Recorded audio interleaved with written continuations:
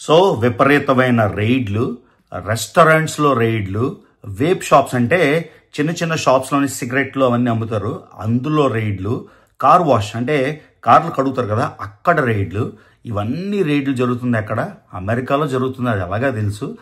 యూకేలో కూడా జరుగుతుంది. సో కొత్త పద్ధతి ఏంటంటే అమెరికాలో పెద్ద అయిన స్టైల్లోని యూకే, యునైటెడ్ కింగ్డమ్ అంటే ఇంగ్లాండ్, స్కాట్లాండ్ ఇవి కూడా మొదలెట్టాయి. ఓకే, అక్కడ లేబర్ పార్టీ పవర్లో ఉంది. సో ఆశ్చర్యం ఏంటంటే ఎప్పటి నుంచో యూరోప్ గురించి ఏమంటారంటే యూరోప్ చాలా రిలాక్స్డ్, ఎవరైనా వెళ్ళిపోవచ్చు. ఇక్కడి నుంచి డంకీ రూట్లో భారతదేశం నుంచి దొంగతనంగా అమెరికాకు వచ్చే దారిలో కూడా చాలామంది మీరు ఇటలీ వెళ్తే రోమ్లో దిగారంటే, మిలాన్లో దిగారంటే, లేకపోతే నేపుల్స్లో దిగారంటే ఎక్కడికి వెళ్ళినా బంగ్లాదేశీలు, ఇండియన్స్. అసలు స్టేషన్ నుంచి బయటకు రాగానే ఫేక్ బ్యాగులు అమ్మడం కానీ, ఫేక్ పర్సులు అమ్మడం కానీ, ఎవరితో మాట్లాడినా అంటే ఒక 80% మంది. ఇప్పుడే మీరు ఎవరైనా ఇటలీలో ఉంటే నేపుల్స్ స్టేషన్ బయటకు వెళ్ళండి, ఆ పక్క వీధిలోకి వెళ్ళండి, లేదా రోమ్లోని వెళ్ళండి, రోమ్లోని పియాజా స్పానియాకి వెళ్ళండి, లేకపోతే ఏంటది ట్రాస్టవిరే అక్కడికి ఎక్కడికి వెళ్ళినా కూడా అంతమంది. సో ఎందుకంటే ఏమంటారంటే యూరోప్లో చాలా రిలాక్స్డ్ అని. అలానే పోర్చుగల్ దేశం, నేను పోర్చుగల్ దేశంలో ఒక సబ్వే షాప్లో ఉన్నప్పుడు ఆయన చెప్పాడు ఏంటి అంటే పోర్చుగల్లోకి రావడం, వచ్చాక పాస్పోర్ట్ వెంటనే కాల్ చేయడమో లేకపోతే చింపేయడమో దాచేయడమో చేసేసి 5 ఏళ్ళు ఇల్లీగల్గా ఉంటే అక్కడ పర్మనెంట్ రెసిడెన్సీ ఇచ్చేస్తారంట. ఇది నాకు అక్కడ సబ్వేలో ఒక ఆయన లిస్బన్లో చెప్పిన వృత్తాంతం. సో యూరోప్లో అమెరికా కన్నా చాలా ఈజీ కాబట్టి ఎంతోమంది ఉండిపోతారు. సో ఇప్పుడు యునైటెడ్ కింగ్డమ్ యూకేలో కూడా స్టార్ట్ అయింది. సో మోర్ డీటెయిల్స్ చెప్తాను ఈ వీడియోలో.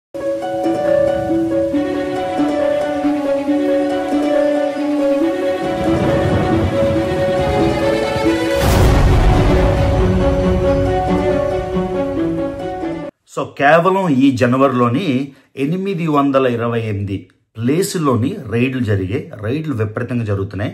మీకు ఇంట్రడక్షన్లో చెప్పినట్టు కార్ వాష్లోని ఆఖరికి గోల్డ్ నెయిల్ షాపుల్లో కూడా రైడ్లు జరుగుతున్నాయి. 828 ప్లేసుల రైడ్లోని ఒక ఇండియన్ రెస్టారెంట్లో కూడా రైడ్ చేసి 7గురిని పట్టుకున్నారు. 7గురిలోని 4గురిని అయితే ఆపేశారు. అంటే 7గురిని క్వశ్చన్ చేసి 4గురిని ఆపేశారు. సో విపరీతంగా అమెరికా స్టైల్లోని యూకే, యునైటెడ్ కింగ్డమ్లో కూడా రైడ్లు జరుగుతున్నాయి. So last government, stammer government 19,000 మంది ఇల్లీగల్ ఇమిగ్రెంట్స్ని ఇంగ్లాండ్ నుంచి పంపించేశారంట. అందులోని ఇండియన్స్ 100 మందో 1000 మందో నాకు కరెక్ట్గా రీసెర్చ్లోని గుర్తులేదు. కాకపోతే 19,000 మందిని మొత్తం ఇల్లీగల్ ఇమిగ్రెంట్స్ని ఇంగ్లాండ్ నుంచి పంపించేశారు. ఇప్పుడు మనంతా యూఎస్ఏ మాట్లాడుతున్నాం, ఇంగ్లాండ్ గురించి మాట్లాడలేదు. సో ఇంగ్లాండ్లో కూడా విపరీతంగా స్టార్ట్ అయింది. సో లాస్ట్ జనవరితో కంపేర్ చేస్తే ఈ జనవరిలోని ఇంచుమించుగా 50% రైడ్లు ఎక్కువ అయ్యాయంట. సో ఈ నెంబర్ చూడండి, పెరుగుతుంది. అంటే ఒకళ్ళని చూసి ఒకళ్ళు అంటే ఇంతకుముందు ఏం చేయలేములే, ఎలాగే చేయలేములే, సరే జరుగుతుంది కదా, అమెరికాలో కూడా అలానే కదా, పెద్ద ఏమీ జరిగేది కాదు. కానీ ఇప్పుడు పెద్ద జరిగేది కాదు, కానీ ఇప్పుడు ఒకళ్ళని చూసి ఒకళ్ళు విపరీతంగా పెరుగుతున్నారు. సో ఇక్కడ ఎలా అంటే రాత్రిపూట వేర్ హౌస్లు కూడా రైడ్ చేస్తున్నారంట. తర్వాత మీకు చెప్పినట్టు 7గురిని ఆపేసి అందులో 7గురిలో 4 దొరికిపోయారు. సో ఈ మధ్యన అమెరికాలో ఏం చెప్తున్నారంటే చాలా రెస్టారెంట్లోని సడన్గా పనిచేసేవాళ్ళు తగ్గిపోయారు. ఎందుకంటే అందరికీ భయం ఉంటుంది కదా ఇది జరుగుతుంది అని. సో అది యూకేలో కూడా స్టార్ట్ అయింది. సో మనోళ్ళు ఎక్కడున్నా జాగ్రత్తగా ఉండాలి కాబట్టి. సో ఇందులోని యూకే నెంబర్స్ నేను చూస్తే యునైటెడ్ కింగ్డమ్ అంటే చాలా చిన్న దేశం కదా. యునైటెడ్ కింగ్డమ్ అంటే మీరు స్కాట్లాండ్, తర్వాత నార్దర్న్ ఐర్లాండ్. యునైటెడ్ కింగ్డమ్ అంటే ఇంగ్లాండ్, పక్కన చిన్న వేల్స్, పైన స్కాట్లాండ్, అంతేకాకుండా ఐర్లాండ్, దీనిలోని నార్దర్న్ ఐర్లాండ్ అని ఉంటుంది అనమాట. ఈ 4 కలిసి యునైటెడ్ కింగ్డమ్ అంటారు. ఇక్కడ ఇంచుమించుగా ఇక్కడ కూడా 7,20,000 మంది ఇల్లీగల్ ఇమిగ్రెంట్స్ ఉన్నారంట. ఇందులో 1,00,000 మంది ఇండియన్స్. మీరు ఒకవేళ లండన్లో దిగితే, లేకపోతే బ్రిస్టల్లో దిగితే, మాంచెస్టర్లో దిగితే, లివర్పూల్లో వెళ్తే, ఈవెన్ స్కాట్లాండ్లో ఎడిన్బరో, గ్లాస్గో ఎక్కడికి వెళ్ళినా కూడా ఎక్కడ చూసినా మీకు ఇండియన్సే కనిపిస్తారు. యూఎస్లో ఇండియన్స్ వదిలేండి, యూకేలోని. సో అందులోని 1,00,000 మంది అయితే ఇల్లీగల్గా యునైటెడ్ కింగ్డమ్లో ఉన్నారు. మీకు మళ్ళీ చెప్తున్నాను కదా, 19,000 మందిని మొత్తం పంపించేశారు. ఈ ఒక్క జనవరిలోనే 50% రైడ్లు పెరిగి 828 ప్లేసులు రైడ్ చేశారంటే మీరు అర్థం చేసుకోండి. సో ఈ లేబర్ గవర్నమెంట్ అయితే తగ్గేదిలే అన్నట్టు వాళ్ళ ఇమిగ్రేషన్ డిపార్ట్మెంట్ని విపరీతంగా రంగంలో అయితే దింపింది. సో సడన్గా ఈ రైడ్లు ఇప్పుడు ఎందుకు స్టార్ట్ అయ్యాయి అంటే యూకే హోమ్ సెక్రటరీ ఏమన్నారంటే చాలా రోజులుగా మైగ్రెంట్స్ని అంటే ఇల్లీగల్ ఇమిగ్రెంట్స్ని ఎక్స్ప్లాయిట్ చేస్తున్నారు. అంటే ఫర్ ఎగ్జాంపుల్ మినిమం పే $10 $10 అనుకుందాం. కానీ ఇల్లీగల్ వాళ్ళకి అందులోని సగమో లేకపోతే ఒక ముప్పావో ఇచ్చేసి వాళ్ళని ఎక్స్ప్లాయిట్ చేస్తున్నారు. ఈ ఎక్స్ప్లాయిట్ చేయడం వల్ల వేరే వాళ్ళు కూడా, అంటే ఆఫ్రికా లాంటి దేశాల్లోనూ లేదా ఇండియా లాంటి దేశాల్లోనూ ఎక్కడ జరగని వాళ్ళు ఎవరైనా ఉంటే, మీకు తెలుసు అమెరికాకి 40 నుంచి 50 లక్షలు లోన్లు పెట్టుకొని సైట్లు అమ్మేసి ఇల్లు తాకట్టు పెట్టేసి మరీ 50 లక్షలు ఖర్చు పెట్టి ఇల్లీగల్ రూట్లో వస్తున్నారు. ఎందుకంటే ఈ 50 లక్షలు వాళ్ళ ఉద్దేశంలోని ఒక సంవత్సరంలోని తీర్చేసి మిగతా ఆ టైంలోని ఇంకా బోల్డ్ అంతా సంపాదించుకొని వెనక్కి పంపించవచ్చు అని. సో అలానే తర్వాత యూరోప్లో కూడా లేబర్ లాస్ అవి ఉంటాయి కదా. సో ఇల్లీగల్గా ఇమిగ్రెంట్స్ ఉన్నారంటే వాళ్ళకి లేబర్ లాస్ వర్తించవు, ఎందుకంటే ఇల్లీగల్ కాబట్టి.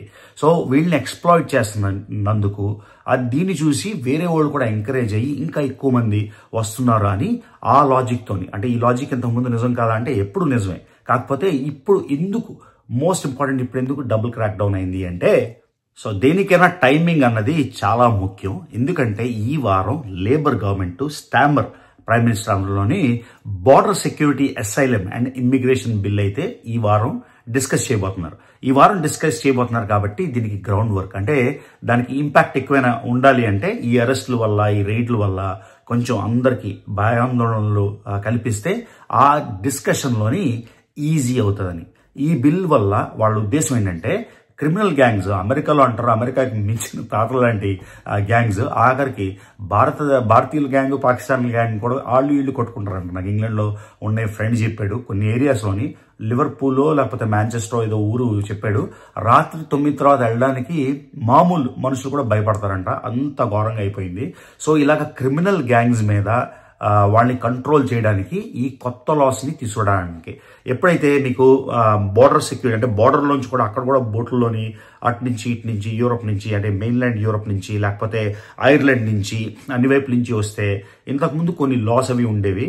ఇప్పుడు ఈ కొత్త బిల్ ద్వారా ఏం చేద్దాం అనుకుంటున్నారంటే, ఎవరైనా రాగానే ఇల్లీగల్ అంటే అలాగానే వాళ్ళ ఫోన్ సీజ్ చేయడం, వాళ్ళని అరెస్ట్ చేయడం, ఇంతకుముందు కొన్ని లాస్ అయితే ఏవైతే ఉన్నాయో అవి అప్లై చేయకుండా ఈ కొత్త బిల్ ద్వారా చేద్దామని. ఈ బిల్ ఈ వారం డిస్కషన్కి వస్తుంది కాబట్టి ఈ ఎక్స్ట్రా రైడ్స్ అయితే స్టార్ట్ చేశారు అని ఒక వర్గం చెప్తున్న న్యూస్. సో మొత్తానికి ఏదైనా కూడా అంటే ఇల్లీగల్ ఇమిగ్రెంట్స్ అన్నదే తప్పు. వాళ్ళని అరెస్ట్ చేస్తే చాలా మంది కన్వీనియంట్ గా కూర్చొని లెక్చర్లు ఇస్తున్నారు, ఏమంటే హ్యూమన్ రైట్స్ వైలేషన్, ఆ వైలేషన్, ఈ వైలేషన్. మొన్న మీకు అమెరికాలోని చేసిన వీడియో కూడా 40 గంటల ఫ్లైట్లోని పాపం 40 లక్షలు 50 లక్షలు ఖర్చు పెట్టుకొని 1 సంవత్సరం జంగిల్స్లోని గాడిదల మీద నడుచుకొని ట్రక్కుల కింద ఉండి గ్యాంగులను ఎదుర్కొని పావులను ఎదుర్కొని సంవత్సరం వచ్చిన వాళ్ళకి 40 గంటల హ్యాండ్ కఫ్స్ వేయడానికి రీజన్, మళ్ళీ హ్యాండ్ కఫ్స్ ఓన్లీ అమెరికాలో కాదు, ఇంగ్లాండ్ నుంచి డిపోర్ట్ చేసిన మీకు ఇందాక ఇచ్చిన నెంబర్లోని వాళ్ళను కూడా హ్యాండ్ కఫ్స్ అంటే చేతులకి కాళ్ళకి సంకెళ్ళేసి తీసుకెళ్లారు. సో చాలా మంది ఏమంటారంటే యూరోప్లో హ్యూమన్ రైట్స్ లేకపోతే యూరోప్లో ఇంకా రిలాక్స్ లాస్ ఉంటాయని.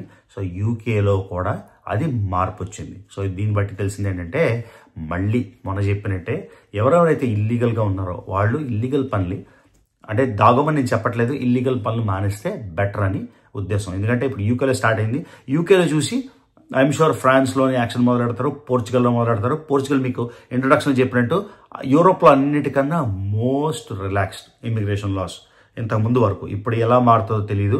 తర్వాత హాలండ్లో కూడా ఇప్పుడు ఎక్స్ట్రీమ్ రైట్ వింగ్ మూవ్మెంట్లు అన్నీ స్ట్రాంగ్ అవుతున్నాయి. సో ఒకళ్ళు చూసి అక్కడ వదిలేరు, మిగతా వాళ్ళందరూ కూడా కంటిన్యూ అయితే చేస్తారు డెఫినెట్గా.